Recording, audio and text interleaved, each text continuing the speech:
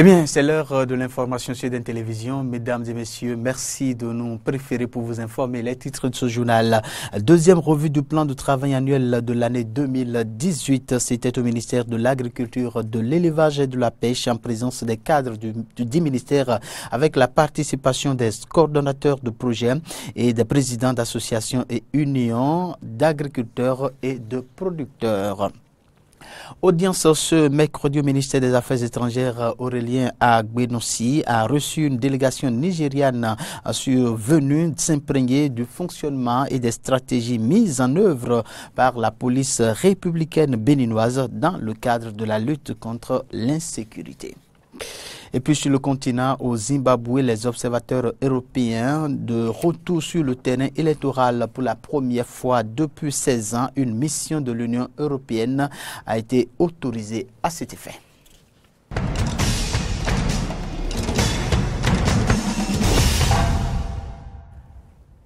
Bienvenue à toutes et à tous. La police républicaine a fait dans la matinée de ce jeudi 26 juillet 2018 son traditionnel point de presse pour présenter le bilan des opérations des forces de sécurité publique. Des tonnes de faux médicaments à raisonner et plusieurs cybercriminels interpellés sont entre autres des cas présentés aux hommes des médias par la police républicaine. Je vous invite à présent à suivre un extrait du point fait par le porte-parole de la police, le colonel Pascal Odeloui. Il est au micro de Aristide Setti et de Damien Pedro. Il s'agit de la cybercriminalité. Nombre de cas déjoués, 1. Nombre de personnes interpellées, 10. Dans l'OME, le commissariat spécial de Craqué a interpellé une commerçante de faux médicaments demeurant à Craqué plage le jeudi 19 juillet 2018 à 19h20 pour trafic de faux médicaments. À l'issue de la perquisition effectuée dans sa boutique, 15 kg de faux médicaments dissimulés derrière les produits cosmétiques ont été saisis. Quatrième thématique, vol et braquage. Nombre de cas déjoués, 4. Nombre de personnes interpellées, 16. Dans l'OME, le mardi 24 juillet 2018, aux environs de 22 h, le commissariat de l'arrondissement d'Avrancourt a été informé d'un cas de braquage qui venait d'être opéré à hauteur du CG1 d'Avrancourt par 3 individus armés de 2 pistolets à 3 canons de fabrication artisanale. Ces 3 individus se sont remorqués sur une moto Bajaj. Ces malfrats ont réussi à arracher à la victime son sac contenant 2 millions de naira et 3 100 000 francs CFA après avoir tiré sur leur victime. Aussitôt alertée, une équipe a été constituée pour les recherches. C'était l'équipe du commissariat d'Avrancourt. La battue de la brousse environnante a permis de mettre la main, dans un premier temps, sur 2 des braqueurs et plus tard, aux environs de 06 h du matin, du mercredi 25 juillet 2018, sur le 3e, 5e thématique. Anarque et escroquerie. Nombre de cas déjoués, 2. Nombre de personnes interpellées, 3. Dans le littoral, suite aux renseignements fiables, la brigade criminelle de la police républicaine a procédé à l'interpellation d'un individu, membre d'une bande d'escrocs résidant à Huedoglé, dans la commune d'Azové, département du Koufo, le samedi 21 juillet 2018. En effet, le mardi 17 juillet 2018, la brigade criminelle a été informée d'une opération d'escroquerie en préparation dans la commune d'Azové. Aussitôt, un dispositif de filature a été mis en place afin d'interpeller ces hors-la-loi. Le mode opératoire de ces délinquants consiste à montrer à leurs victimes une valise remplie de billets de banque en coupure de 10 000 CFA estampillés spécimens qu'ils ont hérité d'un Libanais. Ensuite, ils proposent de remettre la valise et son contenu à leurs victimes contre une forte somme qui servira bien évidemment à l'achat d'un produit au Ghana pour effacer la mention spécimen inscrite sur les billets. La dite valise contient des faux billets de banque qui se présentent comme suite. 80 lots d'1 million de francs CFA en faux billets de 10 000, soit 80 millions de francs CFA soigneusement emballés dans les sachets blancs qu'on venait de vous présenter tout à l'heure. 2 vrais billets de 10 000, soit 20 000.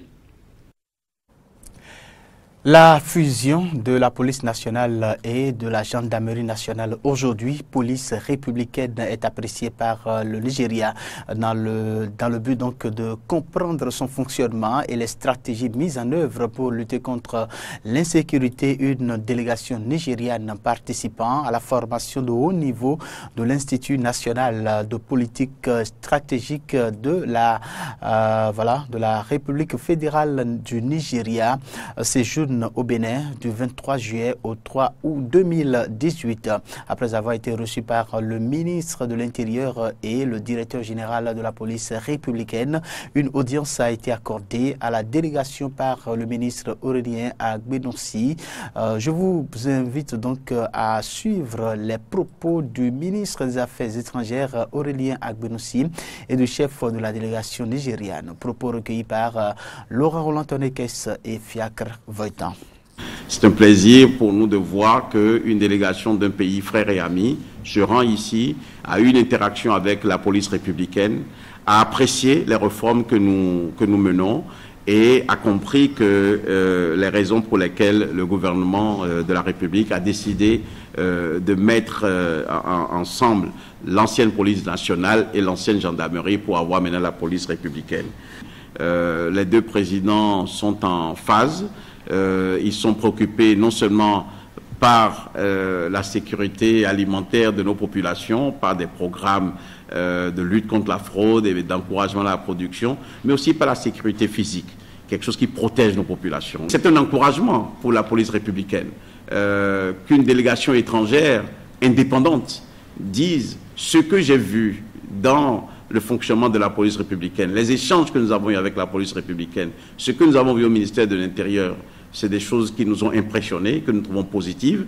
Je crois que c'est un encouragement à notre police qui est au service de la population, qui encadre la population, qui permet à nos citoyens de se sentir en sécurité, de se sentir libre, de se sentir tranquille. Je crois que c'est un mérite du gouvernement du président Patrice Talon qui a compris que le développement commence par la sécurité. Il n'y a pas de sécurité, il n'y a pas de développement sans sécurité et pas de sécurité sans développement. Et tout ceci, c'est une interaction qui nous permet d'avancer vers nos objectifs qui sont ceux du PAG. We are here today in continuation of a project given to us by Mr. President, Madam Muhammadu Buhari, GCFR. Et nous sommes encouragés par le président de la République fédérale du Nigeria lui-même, qui, compte tenu des différentes menaces, des différents problèmes qui minent, surtout dans le domaine de sécurité, aujourd'hui, il nous a confié une tâche pour que nous puissions vraiment mener des recherches dans certains pays de la sous-région. Nous sommes en train d'apprendre beaucoup de choses et nous allons essayer d'imiter les différentes plateformes qui existent au Bénin en matière de sécurité interne, que nous allons essayer aussi d'implémenter chez nous au Nigeria, car nous avons vu là que la police se trouve au sein de la communauté et la communauté aussi se trouve au sein de la police et ils travaillent la main dans la main. That we have come to realize in the Republic of Benin that the police is the community and the community is the police. Je l'annonçais en titre, les cadres du ministère de l'Agriculture, de l'Élevage et de la Pêche ont procédé ce jeudi à la deuxième revue du plan de travail annuel de l'année 2018. Cette revue a également connu la participation des coordonnateurs de projets et des présidents d'associations et unions d'agriculteurs et de producteurs.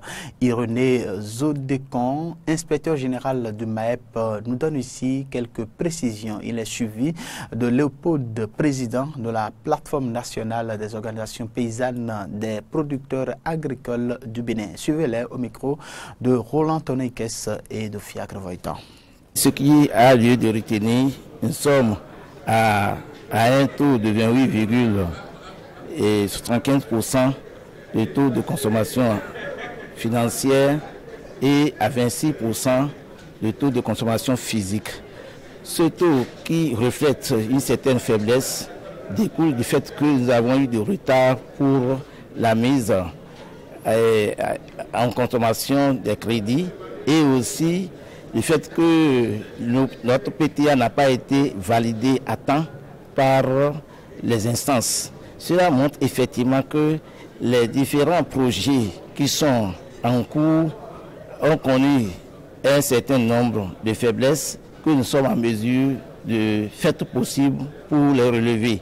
Cela montre qu'aujourd'hui, au niveau du ministère de l'Agriculture, qui a connu beaucoup de réformes au début de ce gouvernement, nous sommes conscients que nous allons essayer de les relever. C'est pour cela que tous les directeurs des projets, tous les responsables des structures sont conscients que nous sommes appelés à les faire.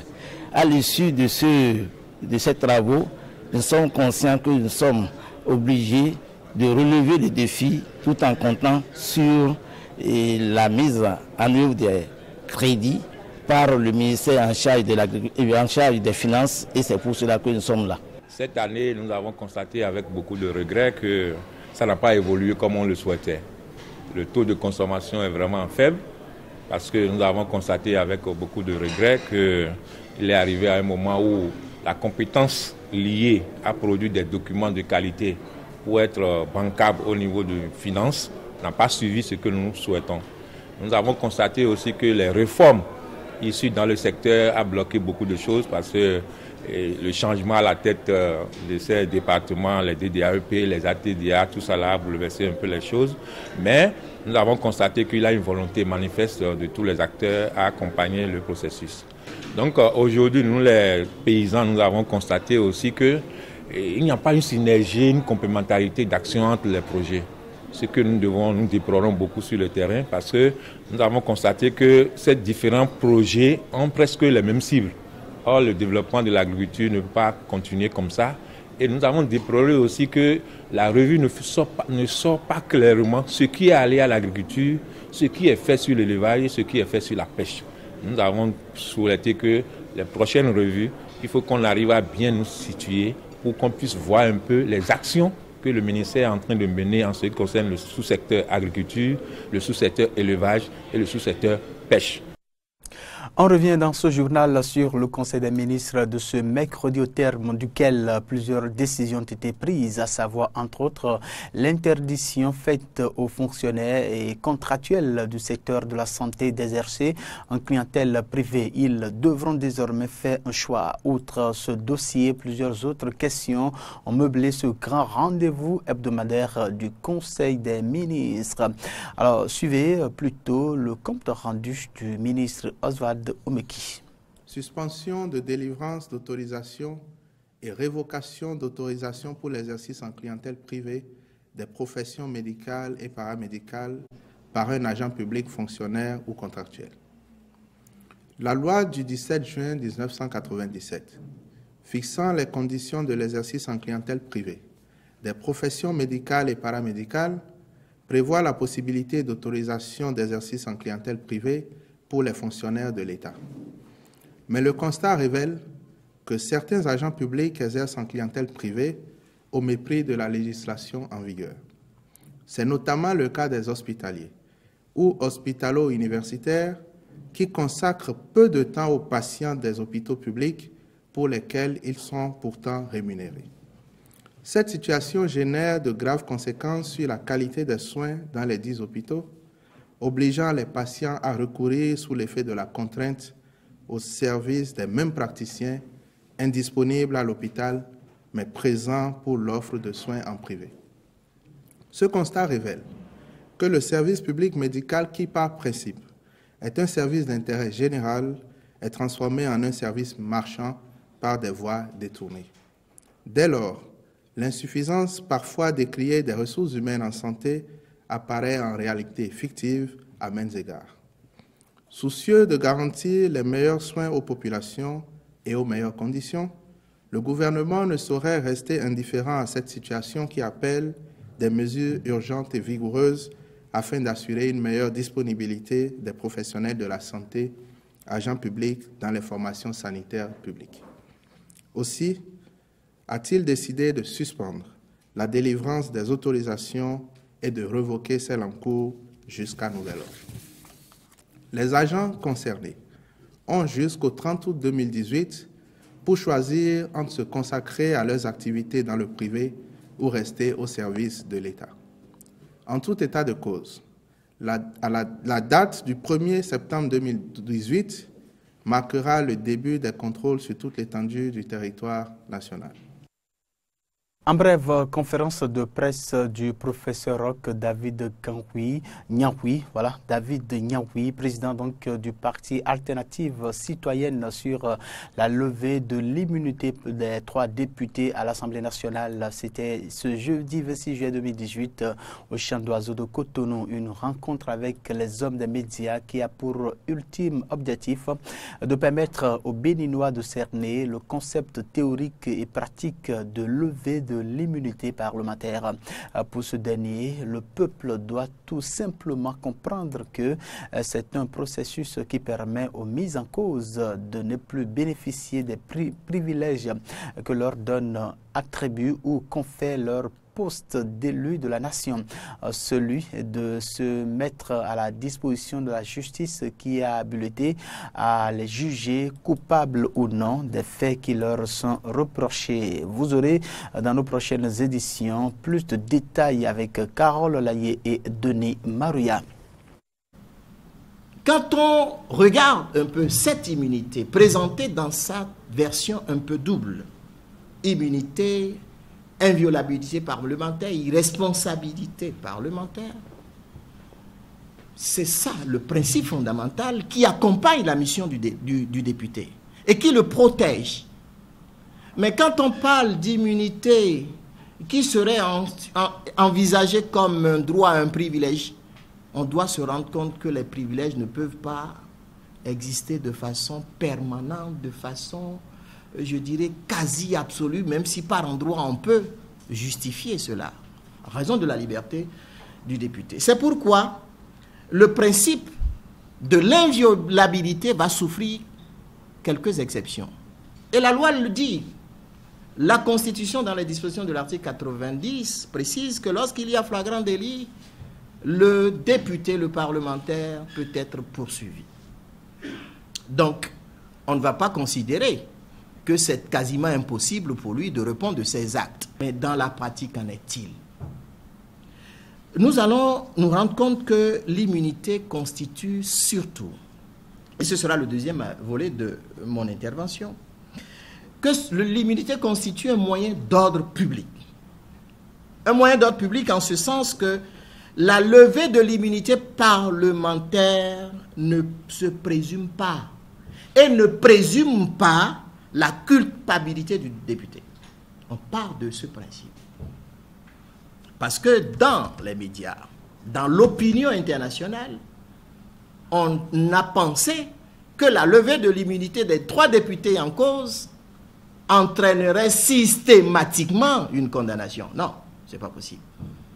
Le travail qui se fait au niveau de l'Assemblée nationale, ce n'est qu'un travail préalable. C'est vrai qu'on peut évoquer, à titre exceptionnel, l'immunité dont bénéficie le député pour dire on va bloquer la procédure.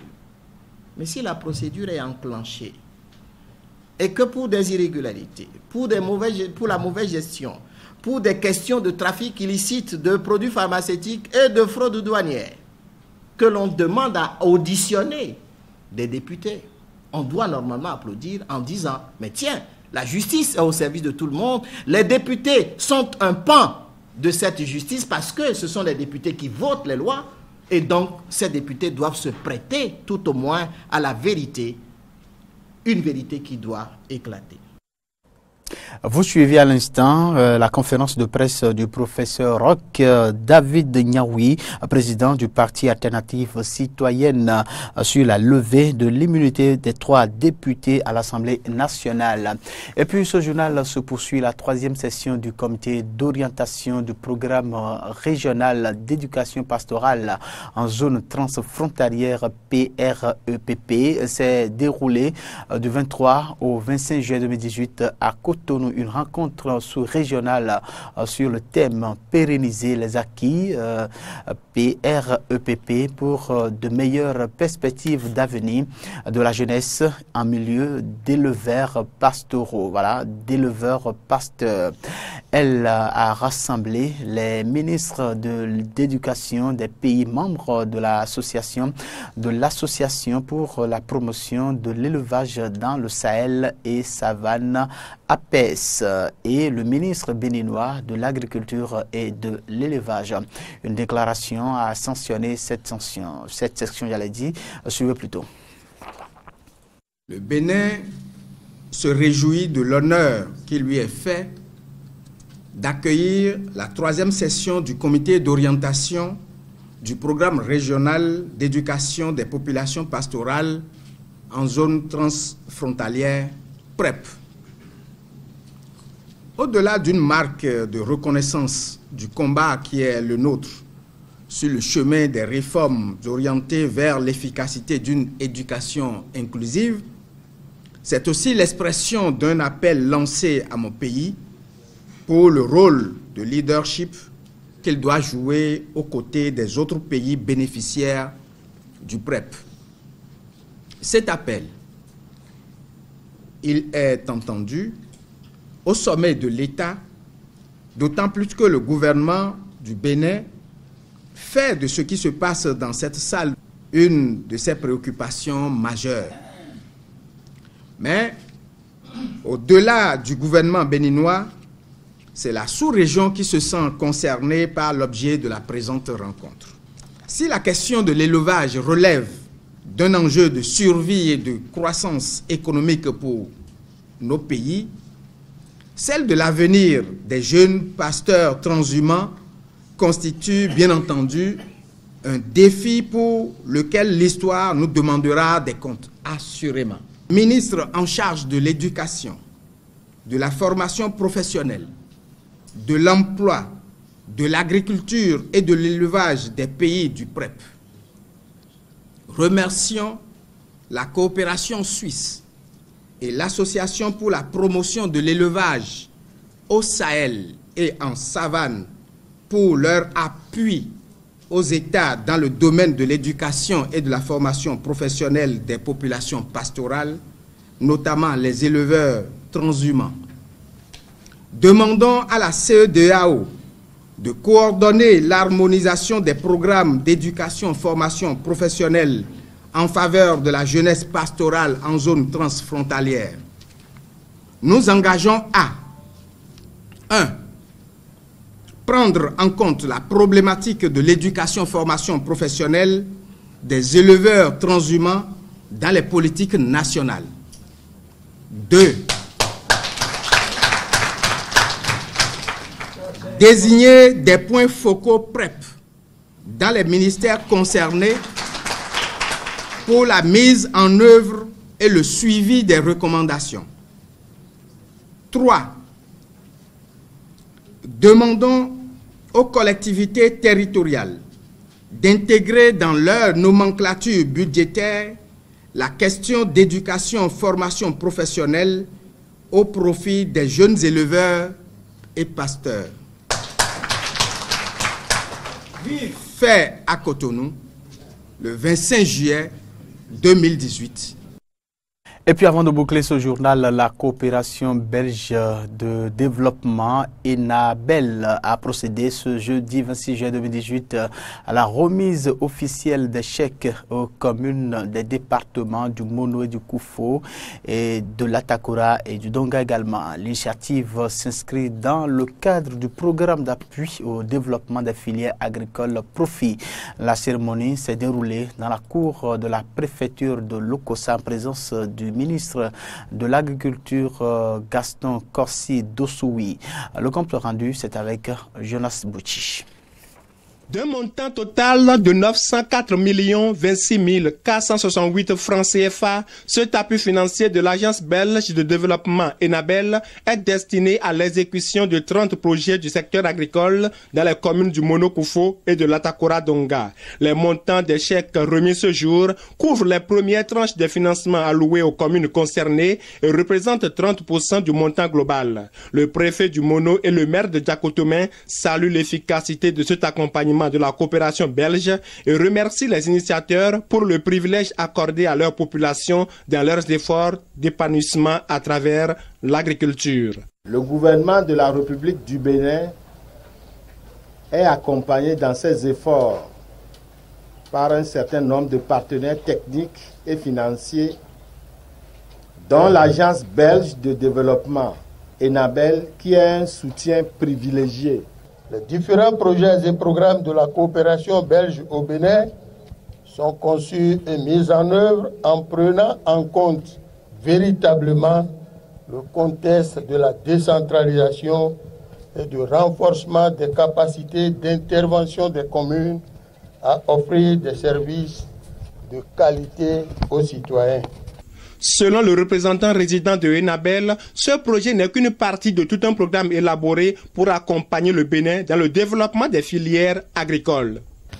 Ce programme, qui est doté d'un budget d'un peu plus de 10 milliards de francs CFA, poursuit l'ambition, ensemble avec les agri-entrepreneurs et avec tous les acteurs associés, de renforcer la compétitivité, l'attractivité et l'accès au marché des productions et des produits transformés de l'agriculture, soutenant ainsi globalement le développement des filières riz, anacarde et maraîchage dans les 4 départements cités avant. Pour le ministre de l'Agriculture Gaston Corsi Dossoui, cet appui de la coopération belge vient à point nommé pour mieux aider le gouvernement de la rupture qui s'évertue à faire de l'agriculture un important facteur de développement économique du Bénin. Cet appui est en adéquation avec le programme d'action du gouvernement qui veut faire du secteur agricole le véritable révélateur du Bénin révélé et qui met un point d'honneur sur le financement du secteur à travers des instruments que sont le FNDA, le FADEC Agriculture. Au nom des bénéficiaires, Catherine Nyarigo de la commune de Materi promet une efficiente utilisation de ces financements. Voilà, c'est la fin donc de ce journal Sud Télévision. Merci de l'avoir suivi. Toute l'équipe de préparation et de présentation vous dit au revoir.